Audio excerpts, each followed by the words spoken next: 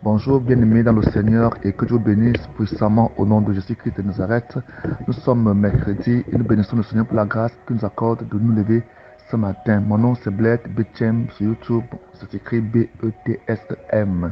Bled écrit B-L-A-I-D-E. Mon compte rappel WhatsApp est le plus 237 695 66 15 25. Soyez bénis donc puissamment au nom de Jésus. Père, nous te bénissons pour ce moment. Nous prions que ton esprit vienne, demeure et nous assiste, nous conduise dans toute ta parole et que nous soyons sauvés en l'écoutant, nous soyons nourris, édifiés, bénis au nom de Jésus-Christ de Nazareth. Dans Matthieu 3, nous voyons, n'est-ce pas, le baptême de Jean.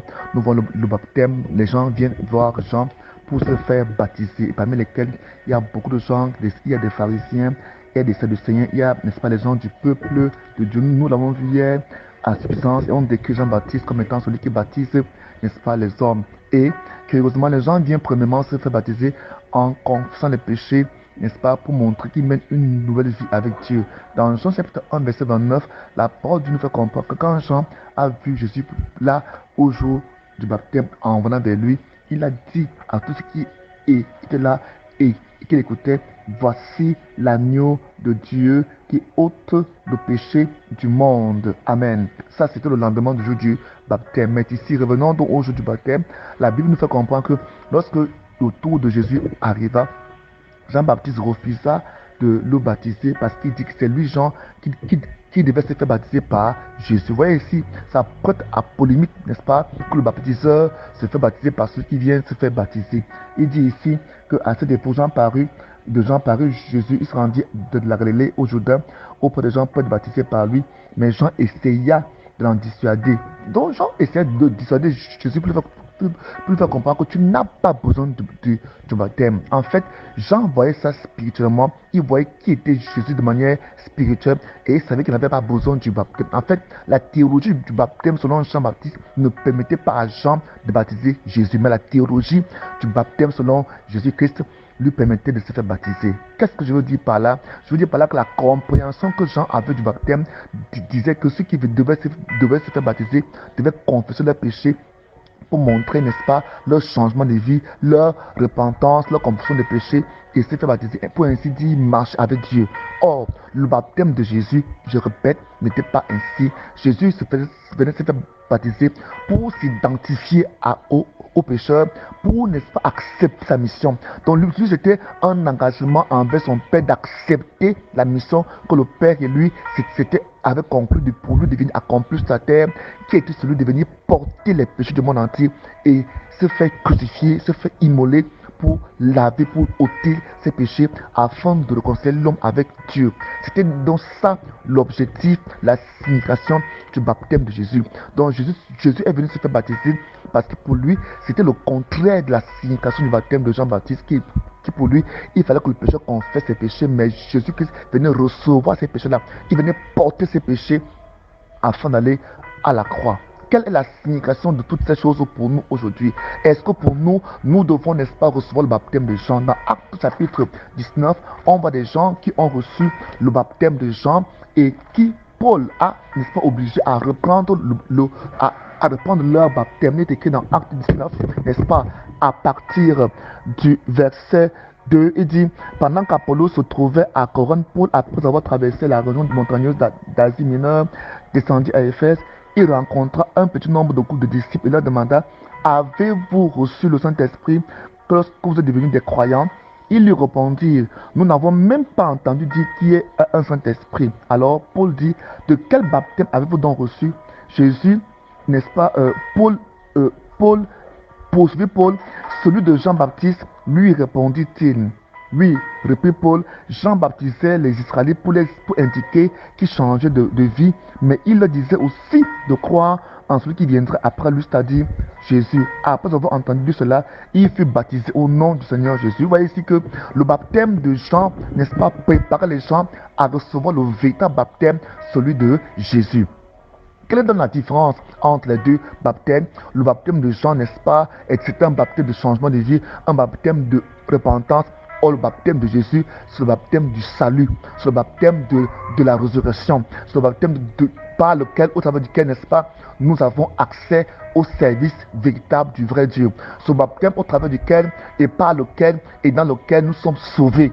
C'est par ce baptême que nous sommes sauvés. Au travers du baptême de Jean-Baptiste, on n'est pas sauvé, n'est-ce pas? C'est un baptême qui est préparatif à recevoir le message de Jésus et s'est fait baptiser pour recevoir Christ. Aujourd'hui, nous ne recevons plus le baptême de Jean. Ça fait qu'aujourd'hui, nous recevons quel baptême? Le baptême de Jésus. Ici, Paul montre que le baptême de Jean avait été, n'est-ce pas, préparé rien que pour les Juifs, pour eux de recevoir, d'être préparés pour recevoir le message de Jésus, pour recevoir Christ. Voilà pourquoi dans 1 Pierre chapitre 3 verset 21, la Bible nous fait comprendre que le baptême c'est un engagement d'une bonne conscience à servir Dieu. C'est un engagement d'une bonne conscience à servir le Seigneur. Et même dans Romains nous fait comprendre que le baptême c'est pour nous, n'est-ce pas, au travers duquel nous mourrons et nous ressuscitons avec Christ. Vous voyez qu'ici, la signification du baptême de Jean est différente de la signification du baptême, n'est-ce pas, de Jésus, du baptême en Jésus. C'est deux baptêmes différents, diamétralement opposés. Et la manière par laquelle Jésus vient se faire baptiser par Jean, c'est une manière pour lui de recevoir les péchés. Ce qui nous ramène dans l'ancienne alliance, lorsque le pécheur apportait, n'est-ce pas, l'agneau, la brebis pour être immolé, il imposait ses mains sur l'agneau et il confessait ses péchés et ses péchés étaient transférés vers la bête et quand on immolait ces bêtes, l'aspersion lui assurait la pureté. Donc il prenait donc sur lui la pureté de l'animal pur et l'animal pur prenait son impureté et ainsi lui, en tant que servant de Dieu, serviteur de Dieu, adorateur, il pouvait adorer Dieu en toute quiétude. Même chose pour nous, donc au travers du baptême de Jésus, Jésus qui, n'est-ce pas, reçoit le transfert des péchés, donc c'est passé par le baptême. Voilà pourquoi ici, par le baptême de Jésus, en fait la véritable signification, n'est-ce pas, c'est que Jean, n'est-ce pas, se présente ici comme étant sacrificateur et ici nous savons que Jean était le fils, n'est-ce pas, d'un grand sacrificateur qui s'appelait Zacharie, n'est-ce pas? Donc il avait reçu la sacrificature de Zacharie, n'est-ce pas? Parce que c'était une sacrificature qui se transmettait de père en fils et il se présente ici comme étant sacrificateur. Le peuple est là, n'est-ce pas? Qui symbolise le monde entier. Ils confessent leurs péchés et Jésus, qui est l'agneau de Dieu, se présente à lui, n'est-ce pas? Pour recevoir par le baptême les péchés du monde entier et le peuple qui parle par la confession, n'est-ce pas? Déverse dans cette eau du baptême leurs péchés pour recevoir une vie nouvelle, pour mener une vie nouvelle. Maintenant, c'est pourquoi Jésus-Christ, dans le livre de Romains, n'est-ce pas, nous fait comprendre que le baptême est pour nous, n'est-ce pas, une naissance à une nouvelle vie, à une vie nouvelle. Il faut bien comprendre cela. Dans le baptême, n'est-ce pas, c'est une naissance, c'est une entrée à une nouveauté de vie. La Bible nous explique clairement dans Colossiens que par le baptême, nous sommes ensevelis avec Christ et ressuscités avec lui. Donc le baptême de Jésus, n'est-ce pas, montre que nous sommes morts avec Christ et nous sommes ressuscités avec lui. Romains 6, verset 4 nous dit: ne savez-vous pas que vous tous qui avez été baptisés pour Jésus, c'est en relation avec sa mort que nous avons été baptisés.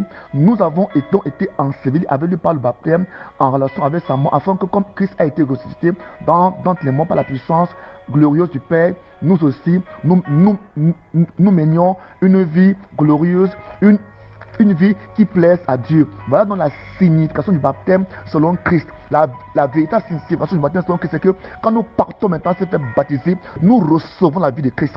Nous, en confessant nos péchés, en nous repentant, nous recevons là-bas la vie nouvelle de Christ et nous laissons enterrer, nous laissons notre vie passer. Voilà pourquoi, n'est-ce pas, le baptême c'est l'enterrement. Parce que la Bible nous fait comprendre dans Colossiens 2 que nous étions morts par nos péchés, mais par le baptême nous sommes ensevelis, nous sommes morts et enterrés. Le baptême c'est l'enterrement de ta vie passée et c'est dans ce baptême que tu reçois une vie nouvelle. La puissance de la résurrection rentre en toi et tu renais, n'est-ce pas, quand tu sors des eaux du baptême, l'esprit de la résurrection est en toi et tu marches en nouveauté de vie. Que Dieu bénisse ce matin au nom puissant de Jésus et vous accorde la grâce de comprendre ces choses au nom de Jésus.